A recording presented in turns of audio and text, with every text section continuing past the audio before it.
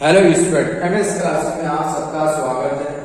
आज हम लोग जो है कक्षा 9 एनसीईआरटी गणित से जो है हम लोग जो छठा लेसन हम लोग पढ़ रहे थे मैथ का रेखा एवं कोण, उसी के लिए जो है प्रश्नावली 6.2 के लिए आज हम लोग जो है पहले बेसिक चीजें देखेंगे कि प्रश्नावली 6.2 में बेसिक चीजों में से क्या क्या आने वाला है और किस किस चीज पर जो है क्वेश्चन लगेगा, इसी पर जो हम लोग देखेंगे इसको। तो सबसे पहली चीज देखिए, यहाँ पर मैंने क्या लिया है कि समांतर रेखा, यानी समांतर रेखा क्या होती है, ये चीज हम लोगों को देखना है कि समांतर रेखा क्या होती है। चलिए, और एक दूसरा हम लोगों को क्या देखना है इसमें, तो इसके अलावा जो दूसरा वाला है वो क्या हमारा तिर्यक रेखा है कि तिर्यक रेखा क्या होती है। यहाँ पे देखिए लिखा है, इसमें सबसे पहले चलिए इसको देखिए, ये क्या लिखा है कि ऐसी रेखाएं जो कभी एक दूसरे को प्रतिच्छेद ना करें वह समांतर रेखा कहलाती है। यानी ऐसी रेखा जो एक दूसरे को कभी नहीं काटे उसको हम लोग क्या कहते हैं कि समांतर रेखा कहते हैं। अगर इसके लिए एग्जाम्पल की बात करें तो इस तरीके से यहाँ पर अगर ऐसे एग्जाम्पल ले लिया जाए, अब ये रेखा हमारी है और ये दोनों रेखाओं को यदि अगर इधर की तरफ और इसको इधर की तरफ यदि अगर बढ़ाते हैं तो ये दोनों रेखाएं एक दूसरे को जो कभी भी प्रतिच्छेद नहीं करेंगी या कभी काटेंगी नहीं। ऐसी रेखा को हम लोग कहते हैं समांतर रेखा। जैसे अगर आप एग्जाम्पल देखें, रेल की जो पटरी होती है, रेल की पटरी देख सकते हैं कि आप लोग किस तरीके से वो समांतर हुआ करती है, मतलब कहीं पर भी कट नहीं सकती। अच्छा, ये जो पट्टी दिख रही है साइड में, जो ऊपर जो पट्टी दिख रही है इसको देखिए, ये क्या समांतर है, यानी इसकी हर जगह चौड़ाई बराबर है, ये वाली चीजें बराबर है हर जगह। यानी दोनों रेखाओं के बीच की जो दूरी होगी प्रत्येक स्थान पर बराबर होगी अगर, तो उसको बोलेगा कि रेखा हमारी कैसी है, समांतर रेखा है। इसी तरीके से जो दूसरा वाला पॉइंट है, देखिए क्या लिखेगी, वह रेखा जो दो या अधिक रेखाओं को भिन्न बिंदुओं पर प्रतिच्छेद करती है वह तिर्यक रेखा कहलाती है। यानी ऐसी रेखा जो दो रेखाओं को, या दो से अधिक रेखा भी हो सकती है, दो रेखा भी हो सकती है, एक रेखा नहीं, दो या दो से अधिक रेखाओं को भिन्न बिंदुओं को प्रतिच्छेद करती है। जैसे यही एग्जांपल के रूप में अगर इसी को देख लिया जाए, ये हमारी क्या है, तिर्यक रेखा है, तिर्यक रेखा कह रहे हैं। यहाँ पर ये जो रेखा हम लोग को दिख रही है, ये रेखा हम लोग को समांतर रेखा है। इसमें लिखिए कि दो या दो से अधिक रेखा, इस तरीके से हमने रेखा खींच दिया है। अब ये क्या कर रही है कि दो या दो से अधिक भिन्न बिंदुओं को प्रतिच्छेद करे, ये एक रेखा खींच दी गई और ये क्या कर रही है कि यहाँ पर और यहाँ पर क्या कर रहा है, प्रतिच्छेद कर रही है दो बिंदु पर। मान लीजिए कि ये P और ये हमारा क्या है, Q है, ये P और Q पर, P और Q बिंदु पर ये वाली रेखा जो प्रतिच्छेद कर रही है, इसी रेखा को तिर्यक रेखा कहेंगे। ये ध्यान रखना है कि ये जो तिर्यक रेखा होती है, दो रेखा होगी, वो दो रेखाओं को कट करेगी या दो से ज्यादा रेखाओं को कट करेगी। ये सही देखिएगा, इस तरीके से लेके कट कर देंगे, ये तिर्यक रेखा नहीं है, ये केवल प्रतिच्छेद रेखा है, तिर्यक रेखा नहीं है। तिर्यक रेखा के लिए दो होनी चाहिए या दो से ज्यादा होनी चाहिए। ऐसी रेखा को हम लोग क्या कहते हैं, तिर्यक रेखा कहते हैं। इस चीज का ध्यान देना है। तिर्यक रेखा, तिर्यक रेखा किसे कहेंगे, दो या दो से अधिक रेखाओं को प्रतिच्छेद कर रही है उसे तिर्यक रेखा, और समांतर रेखा भी एक दूसरे के समांतर हो उसे समांतर रेखा कहते हैं। प्रतिच्छेद कभी ना करे उसे समांतर रेखा कहते हैं। ये हो गया। अच्छा, कुछ उससे हम लोग महत्वपूर्ण बिंदु को यहाँ पर हम लोग देखने वाले हैं। देखिए भाई, यहाँ पर आप लोगों को कुछ महत्वपूर्ण बिंदु बता रहा हूँ कि क्या क्या इसमें हम लोग को देखना, उसी के अकॉर्डिंग है। क्या है हमारा कि यदि एक तिर्यक रेखा L है, यानी कोई तिर्यक रेखा है जो कि L है, दो रेखाओं M तथा N को, कोई दो रेखा होगी जो M तथा N को बिंदु P तथा Q पर प्रतिच्छेद करे, तब क्या होगा। यानी कोई दो रेखा हम लोगों को लेना है। देखो एक तिर्यक रेखा, चलो मैं इसी में लेकर के बता रहा हूँ, ठीक है, एग्जाम्पल जो है इसी में ले लेना और इसी पर बता रहा हूँ। अब कोई तिर्यक रेखा L है और ये क्या है, कोई रेखा M है यहाँ पर और कोई N रेखा है, ये बिंदु P और Q पर क्या कर रहा है, प्रतिच्छेद कर रहा है। अगर ऐसा हो रहा है तो इसके अंदर हम लोगों को क्या क्या चीज देखनी है, तो अब इसमें देखिए हम लोगों को ये जो मैंने यहाँ पर तो समांतर बना दिया है, जरूरी नहीं है कि समांतर ही रहे, समांतर भी हो सकती है और बिना समांतर भी हो सकती है इस कंडीशन के लिए, ठीक है ना। इस कंडीशन के लिए कोई भी रेखा बना सकते हैं, लेकिन यहाँ पर मैंने समांतर बनाया, समांतर हम लोग पढ़ रहे हैं, तिर्यक रेखा पढ़ रहे, उसी पर मैंने बना दिया। अब देखिए इसमें क्या क्या हमारा होगा, तो इसमें यदि अगर कोण की बात करें, जैसे मैंने ये ले लिया कि कोण नंबर इसको 1 कर दिया, ये वाला कोण नंबर 2 बना दिया मैंने, इसी तरीके से इस वाले का कोण का नंबर 3 ले लिया, ये वाला कोण नंबर 4 हो गया हमारा, ये वाला हमारा कोण नंबर 5, इसी तरीके से ये वाले का कोण नंबर 6, इस वाले कोण का नाम दे दिया 7 और इसका नाम 8 दे दिया।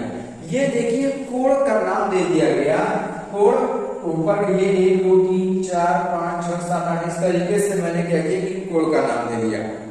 अब कोण का नाम नंबर डाल दिया, अब इसमें कौन सा कोण का क्या नाम होगा इस चीज को देखना है। तो दो प्रकार के इसमें कोण बनते हैं हमारे, एक तो हमारा जो है बाह्य कोण होता है और एक हमारा जो कोण होता है अंतः कोण होता है।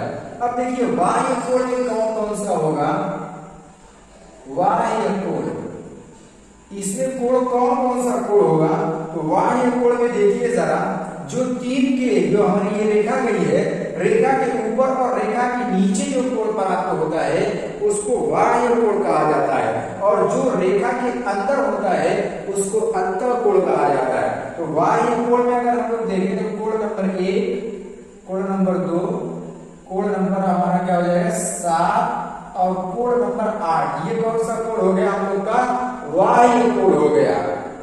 कौन सा कोण हुआ, बाह्य कोण हो गया। इसी तरीके से अगर अंतः कोण की बात करें, अंतः कोण को चलो यही लिख देना, अंतः कोण, अगर अंतः कोण ले लें तो अंतः कोण में हमारा क्या हो जाएगा, कोण नंबर देखो यहाँ पर अंतर का हो जाएगा, यानी कोण नंबर 3, कोण नंबर 4, कोण 5 और कोण हमारा हो जाएगा 6। हाँ 6, ये हमारा कोण क्या हो गया, अंतः कोण हो गया। यानी 4 बाह्य कोण होता है और 4 अंतः कोण होता है इस कंडीशन में। तो हम लोग को यही चीज देखना है, कौन अंतः कोण हुआ, कौन बाह्य कोण हुआ, ये चीज हो गया। अच्छा एक चीज इसके अंदर और हमारी होती है अंतः कोण के अलावा, इसमें हम लोग कुछ देखेंगे कि जैसे इसमें हम लोग का इसमें कोण का नाम भी होता है, जिससे मैंने केवल अभी बाह्य कोण बताया, 4 बाह्य कोण हो गया, 4 अंतः कोण हो गया। अब इसमें कोण का अलग अलग जो नाम होगा वो क्या क्या नाम होगा और कौन सा कोण क्या होगा, ये चीज हम लोग इसमें देखते हुए चलेंगे। तो इसी में मैं बता रहा हूं, इसको देखिएगा, ठीक है। अब देखिए यहाँ पर मैंने जो कोण बनाया है, सबसे पहले मैं बताऊं आप लोगों की संगत कोण। कौन सा कोण, संगत कोण। संगत कोण क्या होता है, ये चीज हम लोग को देखना है कि इसमें जो संगत कोण है वो कौन से कोण को हम लोग संगत कोण कहते हैं। तो ये जो हमारा जो तीर के जो लाइन, ये तिर्यक जो रेखा दिख रही है, ये तिर्यक रेखा की एक ही तरफ, तिर्यक रेखा के एक ही तरफ बड़ा कोण हमारा जो होगा वो एक ही तरफ, और इस ऊपर अगर ये ऊपर बना तो इस पर भी ऊपर बनना चाहिए, दोनों हमारे कोण क्या कहलाएंगे, संगत कोण कहलाएंगे। यदि अगर बात करें कोण नंबर 1 की, कोण नंबर 1 और कोण नंबर 5 ये आपस में क्या है, संगत कोण है। कोण 1 और कोण 5, और इधर से यदि अगर लें तो कोण नंबर 2 और कोण नंबर 6 संगत कोण हो जाएंगे। और यदि अगर इसमें देखें नीचे, तो अब देखो जब ये वाला ये इसके संगत होगा, ये वाला 3 वाला 7 के संगत हो जाएगा। तो यहाँ पर हम लोग क्या लिखेंगे, कोण 4 तथा कोण 8 ये संगत कोण है, कोण 3 तथा कोण 7 ये हमारा क्या है, संगत कोण है। इस तरीके से ये हमारा क्या हो गया, संगत कोण हुआ। अच्छा एक चीज और हम यहीं पर क्लियर करते चले, ये तो संगत कोण हो गया, और यदि अगर दोनों रेखाएं समांतर हो जाती है, अरे ये तो मैंने समांतर बनाया ही, समांतर बता रहा हूं, यदि इसके संगत कोण है, और अगर ऐसी कंडीशन में यदि अगर दोनों रेखाएं समांतर हो और संगत कोण जो हो, तो संगत कोण समांतर रेखा की कंडीशन में हमारा क्या होता है, बराबर होता है। क्या होता है, बराबर होता है। यानी हम ये कह सकते हैं यदि अगर रेखाएं समांतर होंगी तो ऐसी कंडीशन में कोण नंबर 1 बराबर हो जाएगा कोण नंबर 5 के, और कोण नंबर 2 बराबर हो जाएगा कोण नंबर 6 के, और कोण नंबर 4 ये बराबर हो जाएगा कोण नंबर 8 के, कोण नंबर हमारा 3 बराबर हो जाएगा कोण नंबर 7 के। किस कंडीशन में? ये रेखा समांतर हो और संगत हो, ऐसी कंडीशन में हमारे कोण क्या कहलाते हैं? बराबर कोण कहलाते हैं। ये तो हमारा हो गया आपका संगत कोण। अच्छा, इसके अलावा संगत कोण के अलावा हमारा क्या हो जाएगा? एकांतर अंतःकोण। देखिए यहाँ संगत कोण हो गया। अब देखिए हम लोग इसके बाद क्या लिखेंगे? एकांतर अंतःकोण।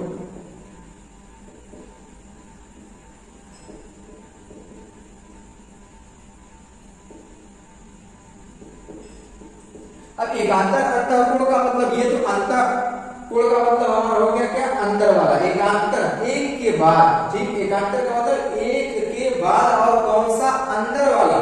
यानी ये हम लोग कह सकते हैं कि यहाँ पर देखो ये 4 अंतर है, एकांतर अंतर कोण वाला, यानी इसका ये हमारा एकांतर अंतर कोण हो जाएगा। यानी कोण नंबर 4 तथा कोण नंबर 6 एकांतर अंतर कोण होगा। कोण नंबर 4, कोण नंबर 6 और कोण नंबर 5 तथा कोण नंबर हमारा ये 3 है, ये एकांतर अंतर कोण हो जाएगा। और यदि ये रेखा समांतर हो, समांतर की कंडीशन में हमारा क्या होता है कि एकांतर अंतर कोण बराबर होता है। कोण नंबर 4 कोण नंबर 6 के बराबर हो जाएगा।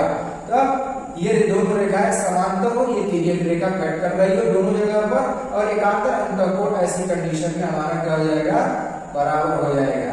यानी कोण नंबर 4 कोण नंबर 6 के बराबर हो जाएगा, कोण नंबर 5 कोण नंबर 3 के बराबर हो जाएगा। ये कंडीशन हमारी हो गई। और इसी तरीके से हमारा अगर एकांतर बाह्य कोण की बात करें तब क्या होगा? देखिए इसको मिटा देना, उसको देख रहे हैं। यहां देखिए एकांतर बाह्य कोण,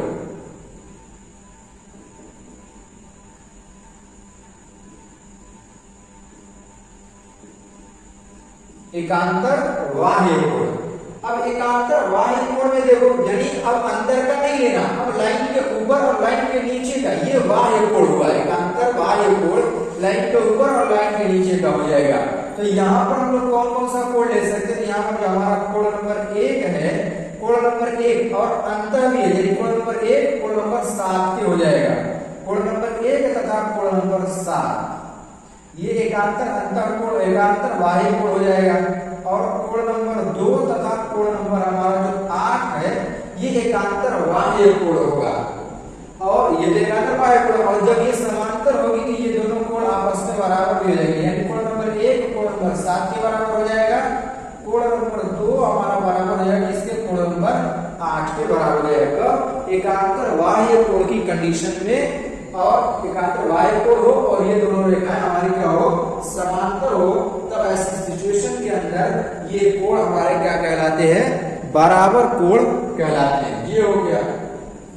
इसी तरीके से एक प्रकार का और कोण होता है, उसको भी देख लीजिए। और वो कौन सा कोण है? सह अंतःकोण। देखो यहाँ पर सह अंतःकोण।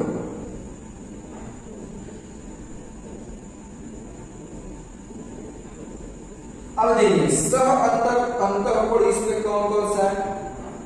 अंतःकोण का ये चीज ध्यान रखिएगा, अंतःकोण यानी हम लोगों को ये देखना है कि अंतः भी होगा सह अंतःकोण, यानी इसमें हम लोग ये देखें एक ही तरफ का, रेखा के एक ही तरफ का बना कोण सह अंतःकोण होगा।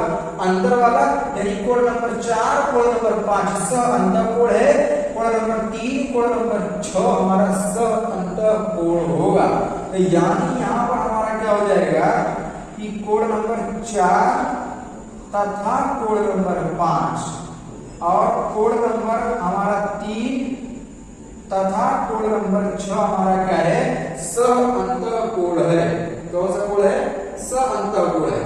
और यदि ये दोनों रेखाएं समांतर हों और ये तिर्यक रेखा कट कर रही हो, तो ऐसी कंडीशन में इन दोनों कोणों का योग जो होता है, कोण नंबर 4 प्लस कोण नंबर 5 का कितना होता है? 180 डिग्री होता है। और जो हमारा कोण नंबर 3 प्लस कोण नंबर 6 हो जाएगा, इसका भी कितना आ जाएगा? हमारा 180 डिग्री आ जाएगा, यानी अंतःकोणों का, किस कौन से अंतःकोणों का, अंतःकोणों का योग 180 डिग्री होगा। बराबर नहीं है, यहाँ पर ये कोण आपस में बराबर नहीं है, इस चीज को नोट करिए। इसके अंतःकोणों का योग 180 डिग्री हमारा होगा। और यदि अगर बाह्य कोण, एक चीज और याद कर लीजिएगा, बाह्य कोण 4 होते हैं और अंतःकोण 4 होते हैं, एकांतर अंतःकोण और बाह्य अंतःकोण, सह अंतःकोण, संगत कोण, ये सब आप लोग याद कर लीजिएगा। कौन कौन सा कोण कहलाएगा, कौन किसके बराबर होगा, कैसे बराबर है, किस वजह से बराबर है, सब इसके अंदर डिटेल में बता दिया गया। उम्मीद करता हूँ कि सारी चीज आप लोग को क्लियर हो गई होगी। यदि अगर अभी भी कहीं डाउट है तो थोड़ा सा डाउट है तो उसको क्लियर करने का प्रयास कीजिए। एक बार से फिर से वीडियो देखिए, आपका सारा डाउट हो जाएगा, क्लियर हो जाएगा। चलिए, तो अब जो हम लोग मिलते हैं, इसका अभी एक और हम लोग पार्ट करेंगे इंट्रो वाला। उसमें हम लोग क्या देखेंगे कि अभिग्रहित देखेंगे और प्रमेय को देखेंगे और उसी को समझने का प्रयास करेंगे। तो चलिए, अब हम लोग जो है अगले पार्ट में इसमें हम लोग मिलेंगे।